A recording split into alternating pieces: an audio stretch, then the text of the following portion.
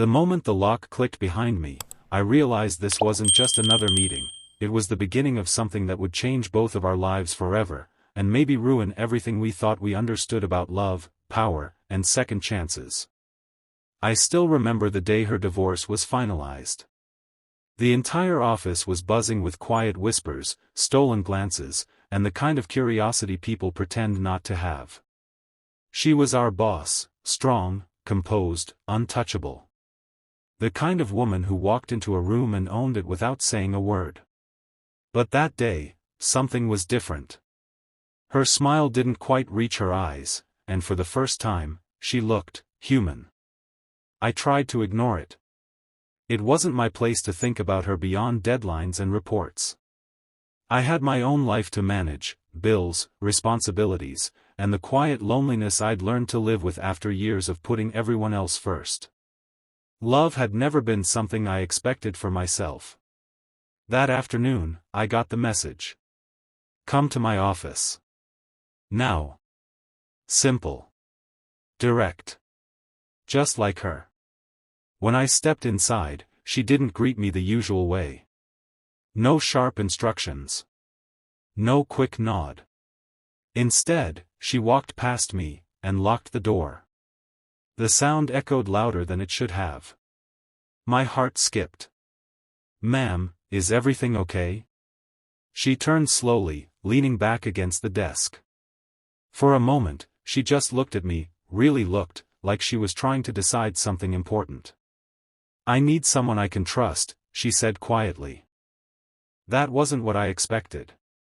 Out of all the people in the company, managers, executives, why me? "I've watched you," she continued. "You don't gossip. You don't play games. You do your work, and you care more than you should." I didn't know what to say. My throat felt dry. "Sit," she said softly.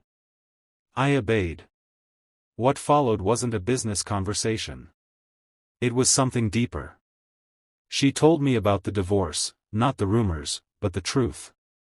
The sleepless nights. The betrayal. The years she spent building a life that collapsed in silence. And for some reason, she chose me to hear it. "I don't need sympathy," she said, her voice trembling slightly. "I just don't want to feel alone anymore." That was the moment everything shifted. Because suddenly, she wasn't just my boss. She was a woman standing at the edge of something painful, reaching out. And I didn't pull away. Days turned into weeks. Our conversations became more frequent, first about work, then about life. We stayed late, sometimes talking long after everyone else had gone home. There was a comfort between us that didn't make sense, but felt impossible to ignore. Still, I kept my distance. She was my boss. I was just me. But one night, everything changed. It was raining heavily. The kind of rain that makes the world feel smaller, quieter. I was about to leave when I saw her standing by the window, staring outside. "You're still here," she said without turning. "So are you." She smiled faintly. I hate going home to an empty house. Something about the way she said it hit me hard. Without thinking, I said, "You don't have to be alone tonight." The words hung in the air. She turned to face me, her eyes searching mine, not as a boss, not as someone above me, but as someone vulnerable. "Are you sure you mean that?" she asked softly. I didn't answer with words. That night, we crossed a line neither of us had planned to. But it wasn't rushed. It wasn't reckless. It was quiet, emotional, real. Two people who had been carrying their own loneliness for too long finally finding comfort in each other. Still, reality didn't disappear. The next morning, everything felt heavier. The office. The rules. The risk. We tried to act normal. We tried to pretend nothing had changed. But it had. Every glance, every moment of silence carried something unspoken. Then came the challenge we couldn't ignore. Rumors. They started small, whispers, sideways looks. Then they grew louder. Someone had noticed us leaving together. Someone had connected the dots. And just like that, everything we built was at risk. She called me into her office again. This time, she didn't lock the door immediately. "We have to stop," she said, her voice firm but fragile. "If this gets out, it could destroy both of us." I understood. Of course I did. But understanding didn't make it easier. "Is that what you want?" I asked quietly. She hesitated. That hesitation told me everything. "No," she admitted. "But sometimes, what we want isn't what we're allowed to have." For the first time, I saw fear in her eyes, not of losing her job, but of losing us. I took a step closer.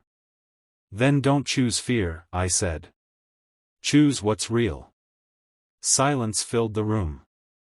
Then she walked toward me, and this time, when she locked the door, it wasn't out of secrecy. It was a decision. "I spent years in a life that looked perfect but felt empty," she said, her voice steady now. "I'm not doing that again." That was the moment we stopped hiding, from ourselves, from each other. Yes, it wasn't easy. We faced judgment, difficult conversations, and decisions that tested us in ways we never expected. But we chose honesty.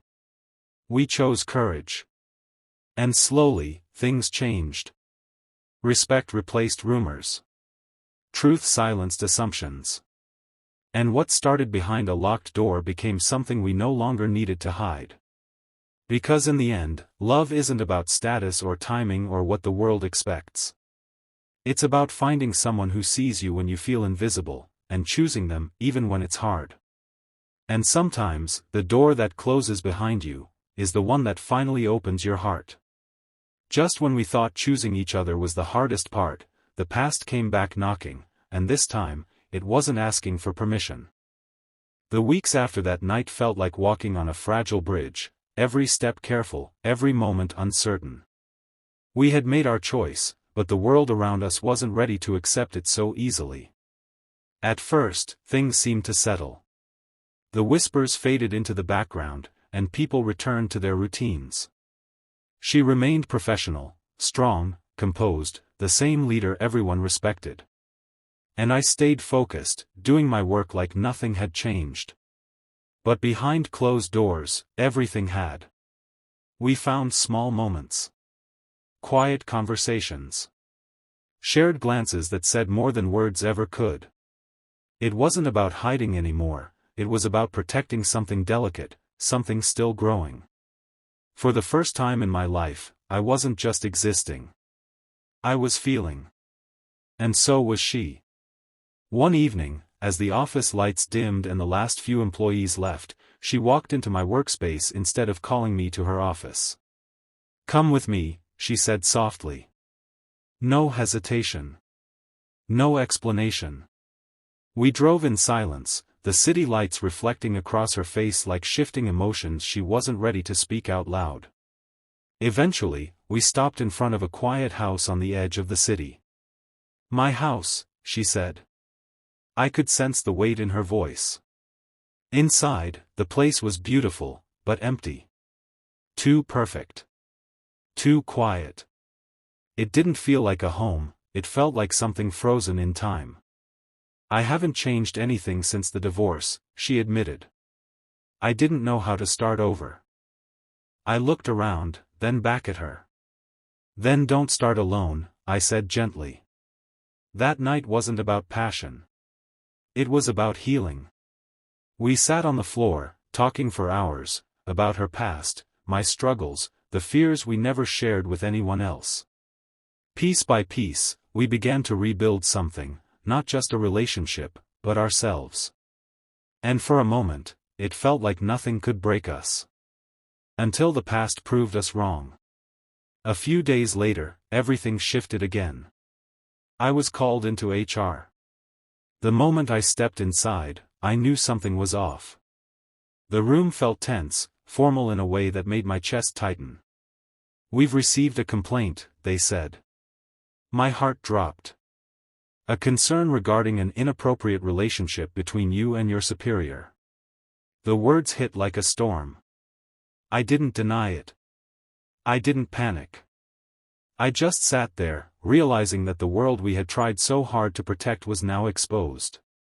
"What happens now?" I asked quietly. "That depends," they replied.